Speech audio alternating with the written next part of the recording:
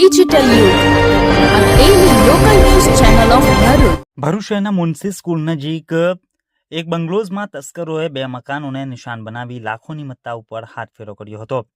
ભરૂચના બાયપાસ વિસ્તારમાં સ્કૂલ નજીક સુકુન બંગલોઝ નામની સોસાયટી આવેલી છે. આ સોસાયટીમાં રાત્રિના સમયે તસ્કરો ત્રાટકી બે મકાનોને નિશાન બનાવ્યા હતા, જેમાં સુકુન બંગલોઝમાં મકાન નંબર 85 માં રહેતા ઇમ્તિયાઝ અહેમદ મંસૂરીના મકાનને નિશાન બનાવી તેમના ઘરમાં રહેલ ચાંદીના દાગીના, સોનાની વીંટી, અછોડો, રોકડા રૂપિયા સહિત રૂપિયા 1.45 લાખની ચોરી થઈ હતી.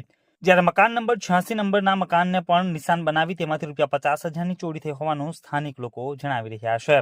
ત્યારે પોલીસ દ્વારા તેમના વિસ્તારમાં કડક રાત્રિ પેટ્રોલિંગ કરવામાં આવે તેવી પણ સ્થાનિકો માંગ કરી રહ્યા છે. મારું નામ ઇમ્તિયાઝ અહેમદ મંસૂરી છે અને હું સુકુનમાં 85 નંબરના મકાનમાં રહું છું.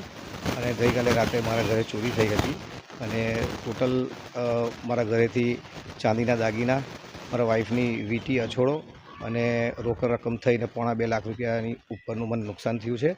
અને એક જ દિવસે મારા ઘેર અને મારી બાજુમાં 86 નંબરના મકાનમાં પણ એક જ ટાઈમમાં બે વખત બે ઘરમાં એ લોકોએ ચોરી કરી છે. એટલે બહુ મોટી વાત કહેવાય. અને આગળ બી 15 દિવસ પહેલાં એક મકાનમાં ચોરી થઈ હતી, ત્યાંથી અબાઉટ 9 લાખ રૂપિયાનું ચોરી લોકો કરી ગયા છે.